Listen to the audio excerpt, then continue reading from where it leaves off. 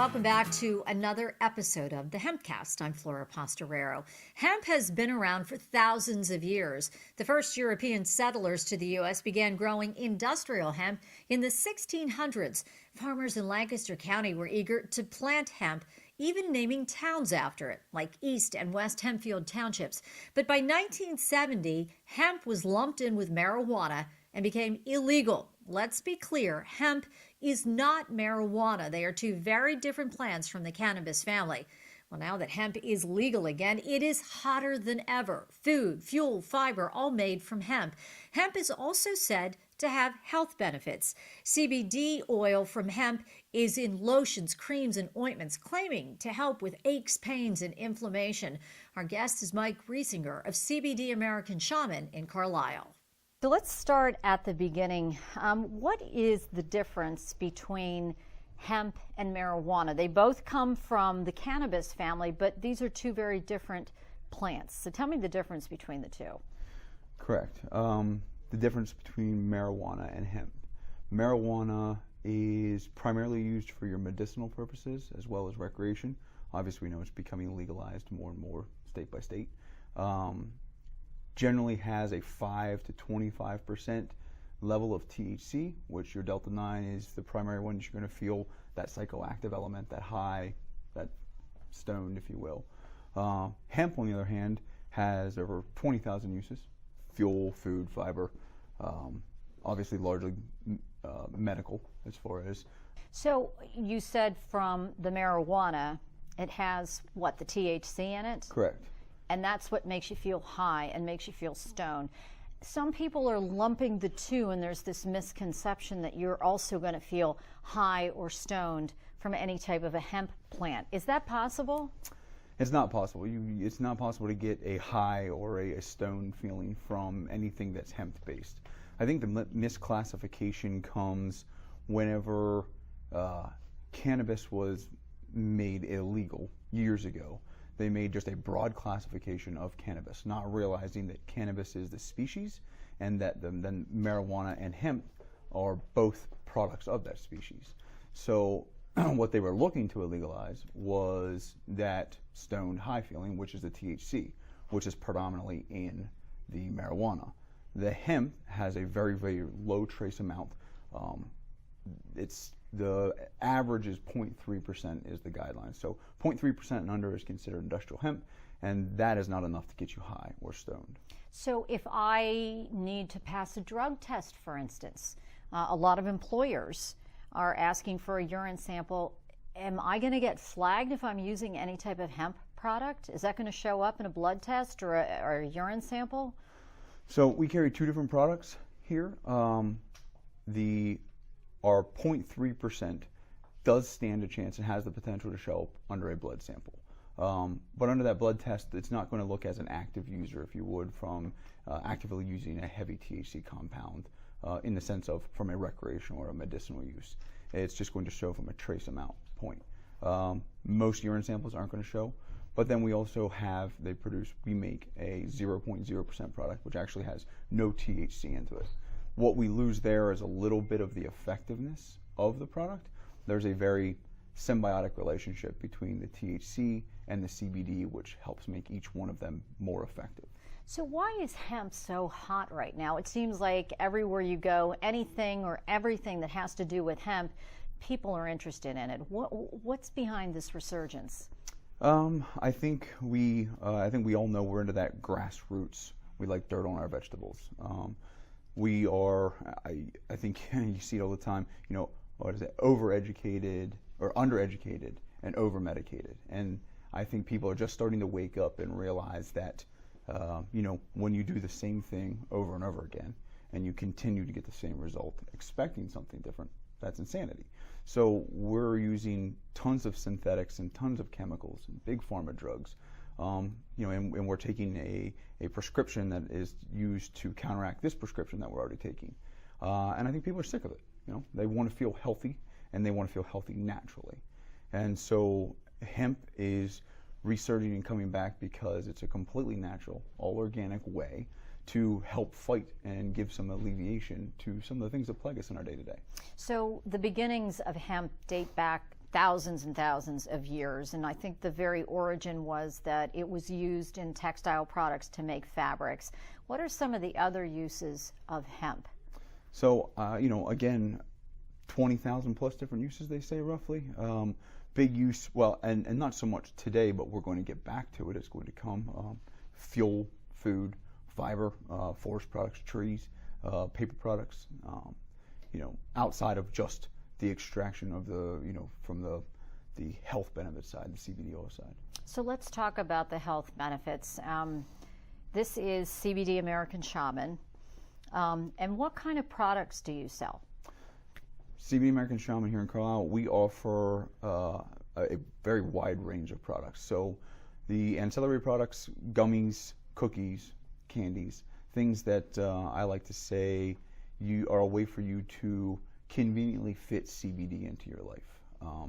Our flagships are staple products. We offer water solubles, tinctures, topical ointments and serums, as well as a full line of products that you can use. So all of our products are hemp-based derived CBD oil, and so that is the agent, if you will, that's going to help with that anti-inflammatory. That's what the main purpose is. Everything that we experience in our day-to-day that makes our knee sore, involves with our migraine, our psoriasis, our acne, as all have a basis in inflammation, and that's what our CBD is fighting, is that anti-inflammatory side. Let's talk about, you said you have topicals here, you have ointments and creams, and they all contain the CBD oil, and the oil is going to help me in what way? It's going to relieve stress. It's going to reduce that anxiety for you. It's going to give you, in an acute or in a moment of high tension, it's going to help relieve that tension. If you have a sore knee or a tennis elbow or you have arthritis in your hand, it's going to help relieve that inflammation, which is going to give you more mobility. It's going to lift your spirits, make you feel a little bit better. What if my knee hurts or my wrist hurts or something like that, that I have an ache or a pain? So, we have some great ointments that we put on topical. Again, that acute symptom, whereas maybe it's from a workout injury, it's for a long run, what have you, or a trip, a fall.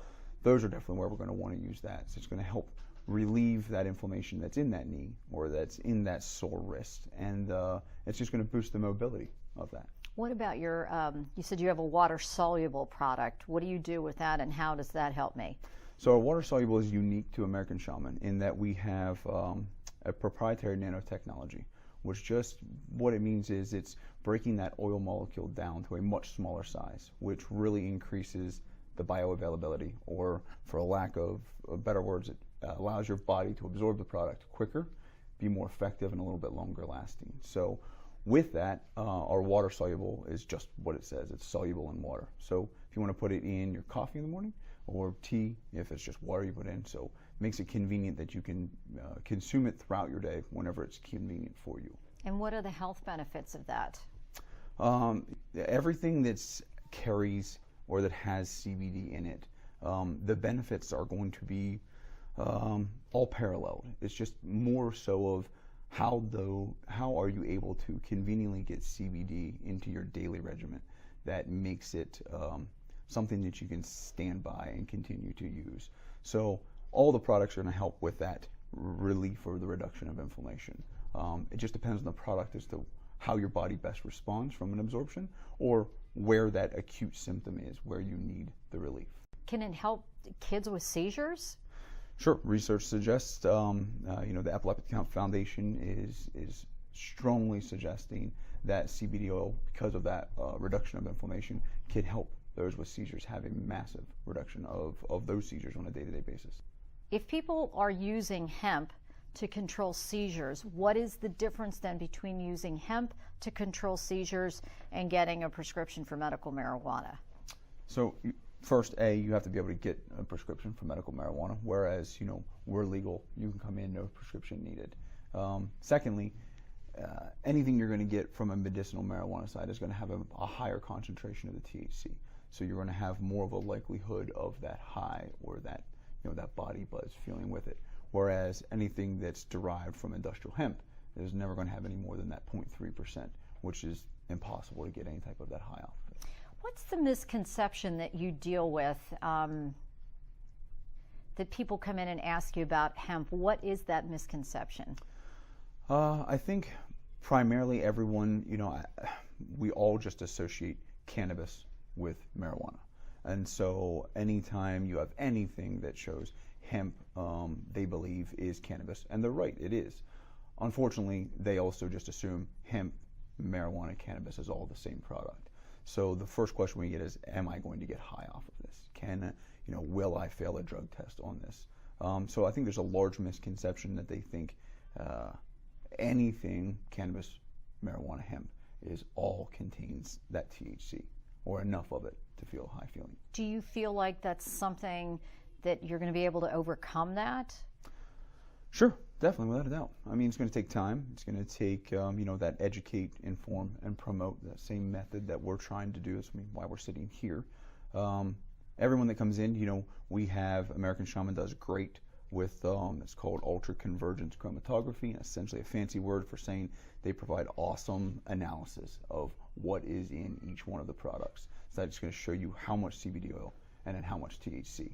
And I think when we back the facts up with and the reclassification or the clarification, if you will, of the difference between hemp and marijuana, I think that just in time people will start to see. And they'll start to understand. Sure. And then I think largely, they start using the products, they start experiencing the benefits. That's just going to round out, though. It's going to bring it full circle. So ultimately, at the end of the day, I'm coming in here, I'm going to eat your candy, eat the cookies, take the tinctures. Am I getting high off of these products? Not a chance. At the end of the day, you're not getting high off of anything that we carry here. There's not enough THC in any one product or all of the products combined to actually give you any amount of high feeling. Because the hemp just doesn't have it. Hemp doesn't have it. Marijuana, sure, but not hemp. Here's some Pennsylvania hemp history. According to the Pennsylvania Hemp Industry Council, Betsy Ross's flag was made from hemp fabric. Conestoga wagons were covered with hemp fabric. Ropes for the U.S. Navy and ships were made from hemp. And 2 copies of the Declaration of Independence are drafted on hemp paper. For more information on hemp, you can contact the Hemp Industries Association. I'm Flora Pastorero. Thanks for joining us for this latest episode of the HempCast.